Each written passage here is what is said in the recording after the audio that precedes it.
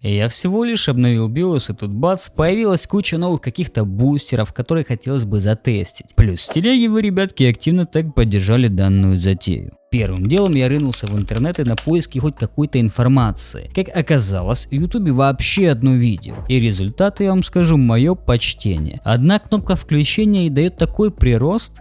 Ну, я не смог перед этим устоять. Наконец-то Asus что-то сделали. Они просто похерили, как они обычно это делают со своим софтом. Короче, что вас ожидает в этом ролике? Пояснение за каждый из параметров. Core Tuning Configuration for Gaming. Что-то на игровом. Asus Performance Enhancement. Что-то на асусовском. Core Performance Boost. Какой-то буст. Hey мод. И еще что-то игровое. Зачем оно все надо, для чего служит, когда есть смысл включать и, конечно же, реальные тесты. А перед тем как начнем, эй, братик, послушай. Я тут проштудировал интернет и в поисках топовых интернет-магазинов для покупки игр и пополнения Steam аккаунтов. И знаешь, что я обнаружил? Что на Case4Gamers минимальная комиссия от 3%. Между прочим, одна из самых низких на рынке. Пополнить можно абсолютно любой аккаунт. Россия, Казахстан и многое других. А ассортимент здесь действительно богатый. Игровые ключи, софт, подписки, подарочные карты и даже Windows. Приобрести очень просто. Выбираем интересующий нас товар, обязательно убеждаемся в доступности нашего региона, добавляем в корзину и переходим к оплате. Можно оплатить по СБП и даже криптой. Обязательно применяем код скидки, это каска, который сэкономит вам целых 15%. Разве это не чудо? Если возникнут какие-либо проблемы, в чем я сомневаюсь, тем не менее поддержка всегда рядом. И, наверное, не менее важная особенность — это регистрация аккаунта. Для того, чтобы отслеживать свои заказы, вдруг чего открывать различные споры. И тут же мы можем увидеть, что каждый продавец проходит обязательную верификацию, а активные пользователи получают бонусное вознаграждение. Ссылочку на Case4Gamers я оставлю в описании и в закрепленном комментарии. А теперь возвращаемся к ролику. Тесты я проводил на этих трех играх. Использовал MSI Afterburner с AMD-шным софтом для замеров. Сотни перезагрузок ПК и спойлер для тех, кто пришел тупо сделать Ctrl-C, Ctrl-V, на данной достаточно производительной системе получить какой-то значимый прирост, чтобы он был похож не на погрешность в 1%, а на что-то более высокое, не получилось. Лучше поставить почти все настройки на авто. Пусть система сама разбирается, когда и что лучше. Кое-что меня, конечно, удивило. Но я об этом узнал позже, когда, оказывается, забыл выключить. Но у нас с вами чаще всего разные системы. У кого-то мощнее, у кого-то слабее. И действительно, в который раз я убеждаюсь, что и полученные результаты также могут и даже будут отличаться. Небольшой пример с аппаратным ускорением. Некоторые ребятки написали мне, что при отключении аппаратного ускорения в Тлоу 2 Remastered они получили очень даже хороший прирост. В моем случае, я вот прям вчера проводил тесты. Ничего не изменилось, вот прям 0. А когда я делал замеры на RTX 3060 Ti, разница была не по FPS, а по количеству статтеров. И то не во всех проектах. Когда аппаратка была включена, у меня появлялись статтеры на редких событиях. Все это настолько индивидуально, но мне нужно было уделить на это время и пояснить, что можете пробовать, проверять и экспериментировать. Не бойтесь.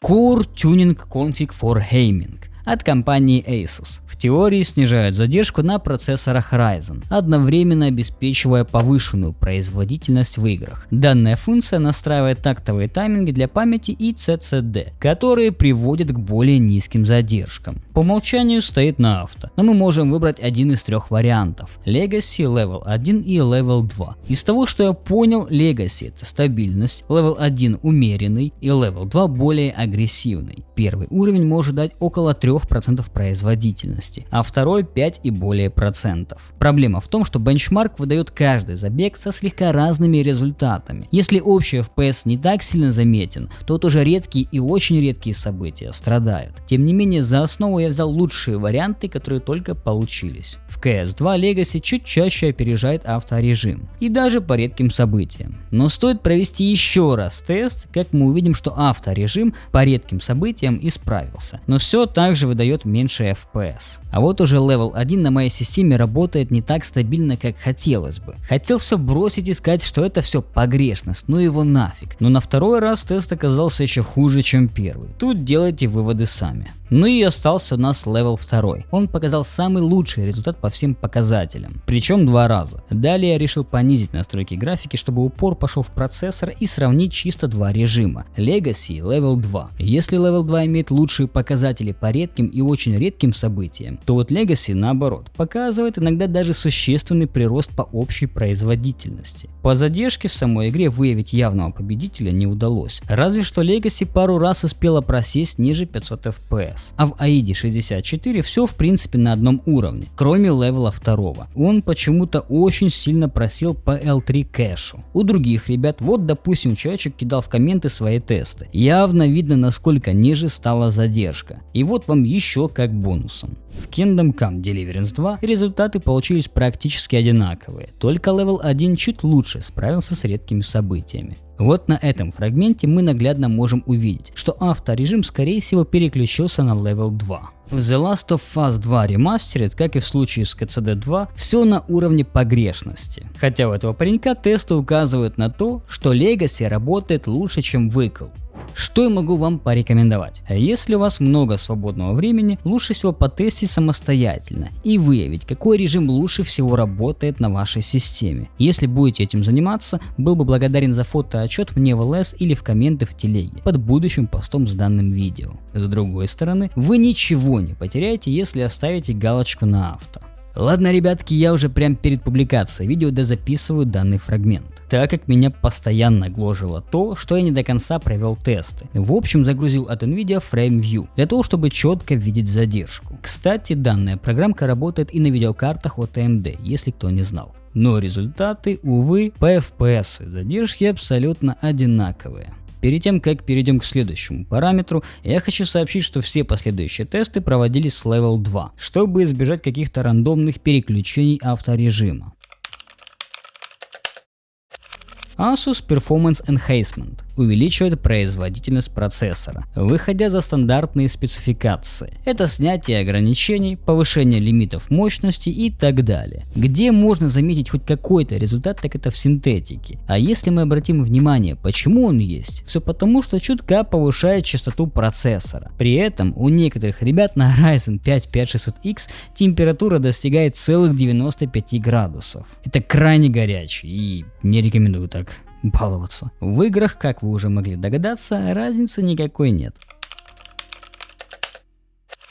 Core Performance Boost – функция, которая позволяет процессору автоматически повышать частоты ядер выше базовой. При этом очень сильно страдает температура и энергопотребление. Но интересно другое. В синтетике разница присутствует. Доходит до 15% потери по производительности, если отключить CPB, ведь с максимальной частоты получаем базовую. В играх разница доходит до жалких 2%, а чаще всего и вовсе одинаковые FPS. Обратите внимание лучше на температуру. Если вы андервольтинг вообще не делаете, что я считаю зря, и играете только в игры, по сути, скрипя зубами, можно выключить CPB. Кто-то может сказать, а смысл, что ты покупаешь такой процессор и тупо урезаешь его производительность? Я полностью согласен, но в играх частота 4700 и 5400, как оказывается, не сильно так и влияет на FPS. Это даже касается редких и очень редких событий. Но я все же рекомендую сделать самую базу для вашей системы. Это залочить частоту и произвести андервольтинг. Частоту берем нашу в бусте. У меня 5450, но я ставлю 5400 для стабильности. И лочу, как это было всегда для пятых Ryzen'ов, на 1.20. 3600X, 5600X, 7600X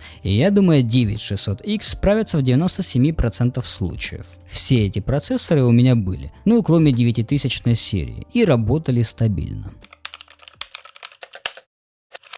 Turbo Game Mode. Эта функция предназначена для оптимизации игровой производительности на процессорах Ryzen, особенно с чиплетной архитектурой и поддержкой SMT. При включении TGM отключается второй чиплет на процессорах с двумя CCD, и еще отключается SMT, превращая каждое физическое ядро в однопоточное. Когда это стоит использовать? Во-первых, если у вас процессор с 3D кэшем и играете в игры, где основной упор идет на ядро, в таком случае, как утверждает Asus, вы можете понизить задержку. Однако некоторые тесты показывают, что наоборот, происходит понижение производительности. Я лично это протестировать могу и даже сделал, но как оказывается смысла нет. Ведь у меня Ryzen 5 7600X, а по результатам разница настолько идентична, что я думаю уже перепутал материал. Но если вы обладатель процессора с 3D кэшем, можете отписаться как Turbo Game Mode работает на вашей системе.